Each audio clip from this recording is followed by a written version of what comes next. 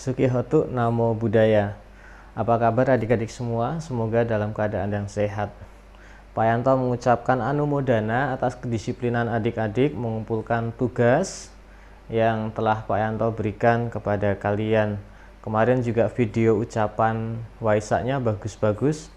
Terima kasih banyak dan selamat merayakan, selamat memperingati Hari Trisuci Waisak, hari kelahiran Buddha, hari pencerahan Buddha, dan hari wafatnya atau parinibbana Sang Buddha.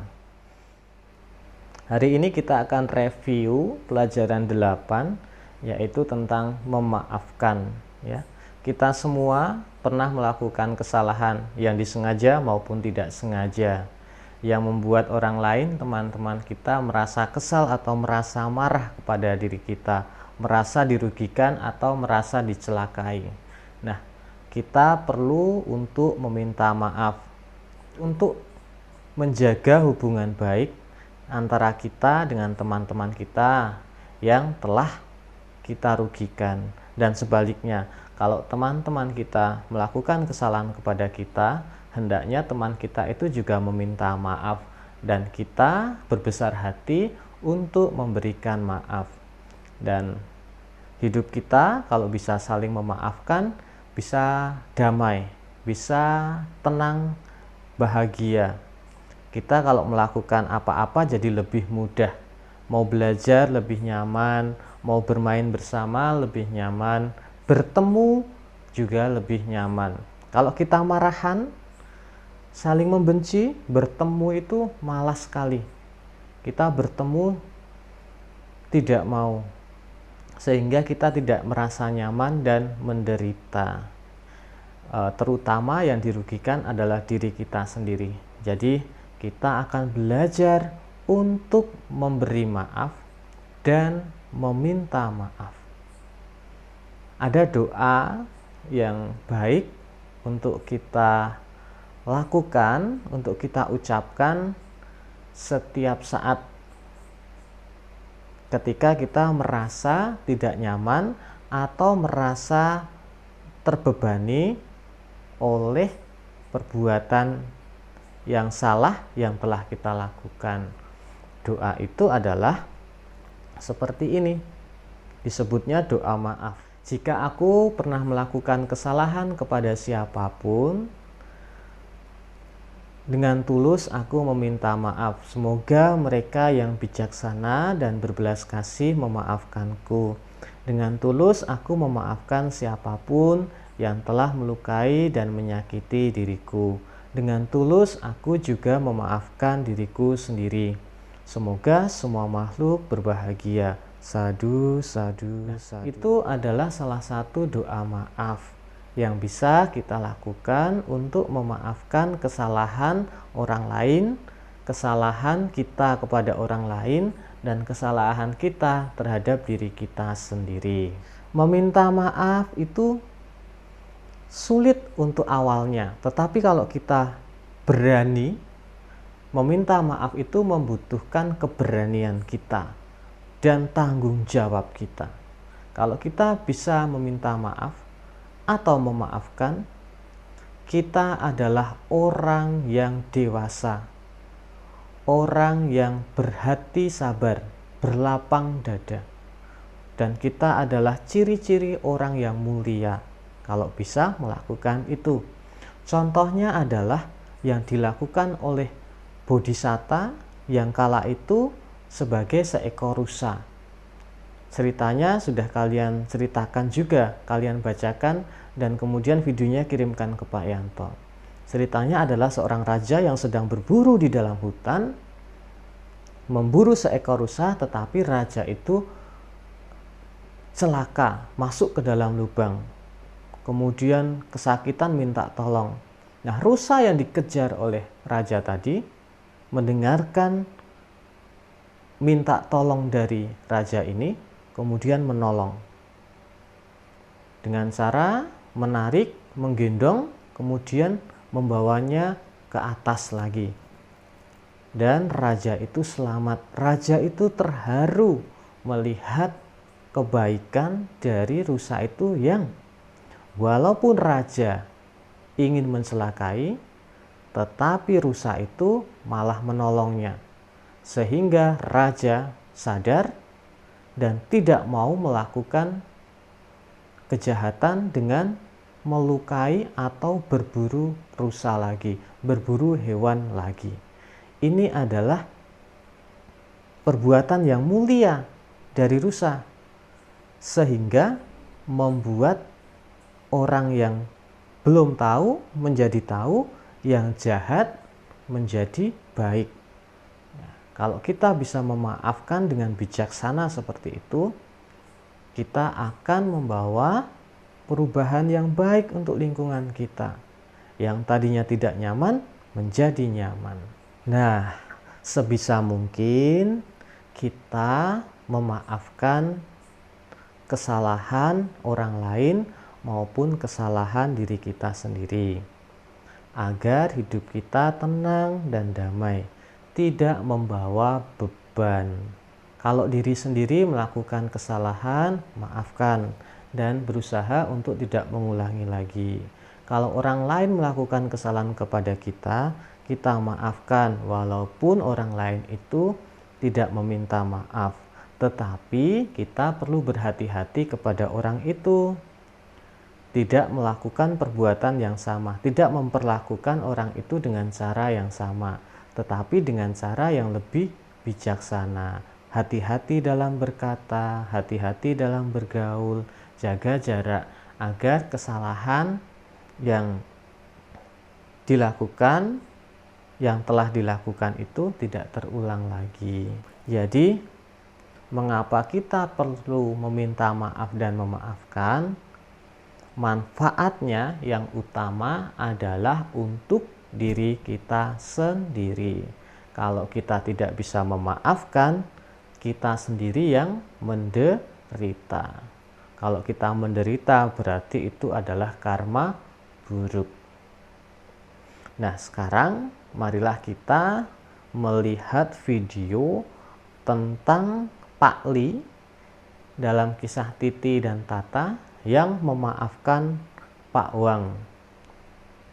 Oke, sekarang coba kita lihat videonya dan kita belajar dari video ini.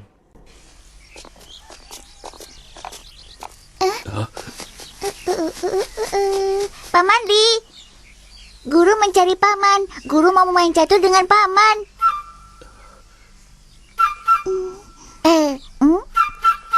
Paman membawa barang-barang ini mau pergi jauh ya?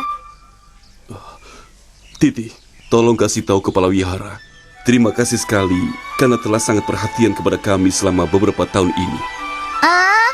Kenapa pergi? Tanah ini milik Wang Jingde.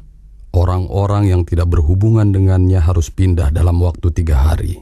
Kalau tidak, akan diproses ke kantor pemerintahan. Kami harus patuh karena kami tinggal di tanah orang lain. Maka itu kami harus pergi. Tunggu sebentar, sepertinya ada salah pengertian. Sebaiknya kita menemui tuan tanah dan mencari tahu alasannya. Ya, aku memang telah melakukannya. Aku tidak mau ada preman atau bandit yang menguasai tanahku. Seyun, kita harus pergi sekarang juga. Pak Li, tunggu sebentar. Ayah, kenapa ayah bicara seperti itu? Ya, memang harus begitu. Karena bisnis adalah bisnis. Dan aku juga ingin mengembangkan tanah ini menjadi kebun buah. Itu rencanaku. Ayah, bukankah ayah pernah bilang kalau hutan sangat penting untuk gunung dan air? Dan ayah ingin melestarikannya untuk anak cucu kita. Ayah belum berubah pikiran, kan? Oh, benar juga.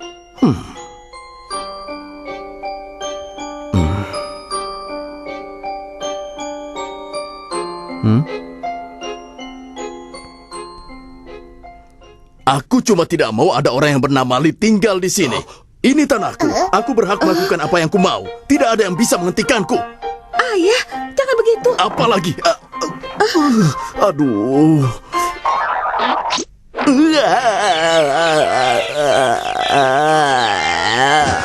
Ayah, cepat panggil dokter. Kupu-kupu. Ayah sudah sadar? Pak Wang menyebut kupu-kupu ya? Bagus sekali. Kata dokter, setelah sadar, ayah akan baik-baik saja. Dokter, Pak Wang, Bapak baru saja tertimpa vas bunga. Tidak ingat ya, Pak? Iya, aku memang tidak ingat. Sekarang kalian minggir. Aku mau ke toilet.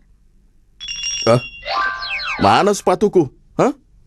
Sepatunya dipakai dokter yang tadi merawat ayah. Sepatuku dipakai dokter? Apa-apaan ini? Kenapa dia memakai sepatuku? Hah? Tadi itu Pak Wang tidak sadarkan diri, hampir kehabisan nafas. Apa? Kehabisan napas? Iya, untung tadi ada Pak Manli. Dia yang membawa dokter kemari. Dia bahkan tidak membiarkan dokternya pakai sepatu. Dia lari cepat sekali. Tidak sampai 10 menit sudah sampai di sini. Pak Li yang telah menyelamatkan ayah. Aduh. Pusing sekali. Oh ya, di mana Pak Li?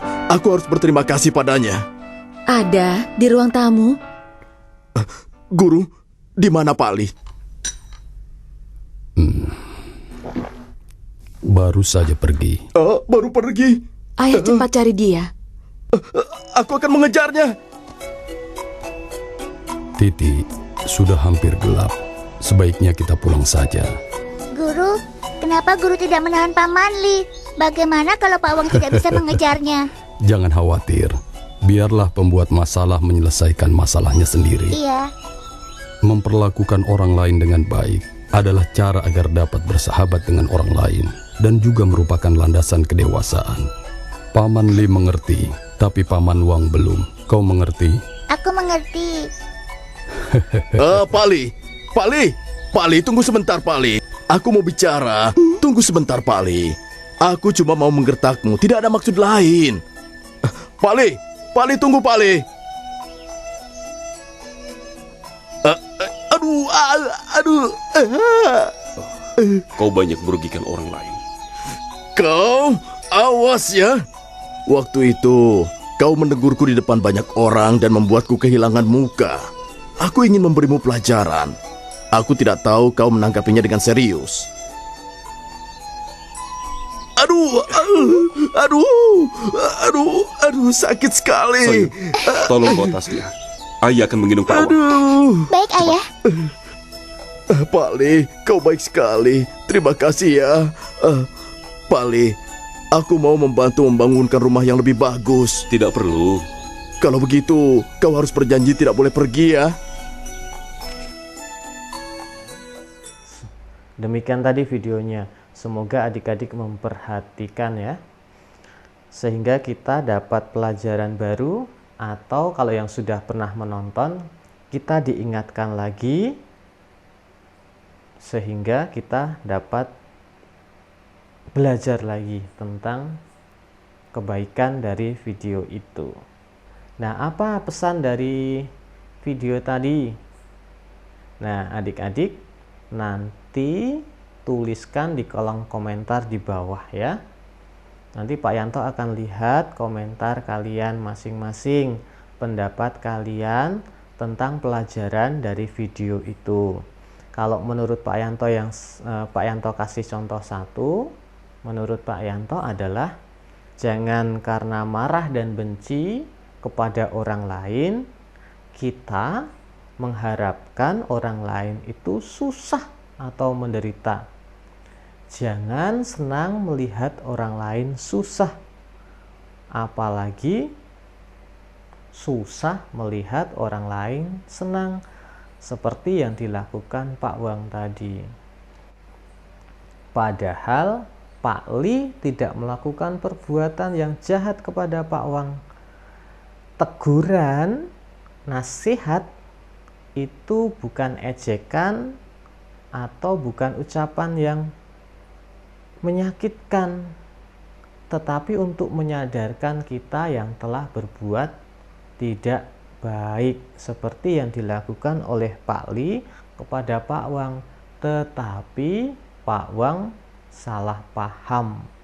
Dia kira Pak Li mau mengejek dia di depan umum. Nah, yuk nanti ditulis di bawah komentarnya. Itu tugasnya hari ini. Ya, demikian pelajaran untuk hari ini. Semoga adik-adik semua selalu sehat, berbahagia, nyaman, betah selama proses PSBB ini ya. Nanti kalau kita tertib, penyakitnya akan cepat selesai. Adik-adik juga bisa baca parita, doa-doa pelindungan yang ada di parita suci untuk mengharapkan virus corona ini cepat berlalu. Dan jaga pikiran positif agar imun kita kuat. Kalau virusnya datang tidak bisa masuk ya, karena kita kuat. Oke, demikian saja. Semoga semua makhluk berbahagia. Sabe sata bawantu suki tata. Sadu, sadu, sadu.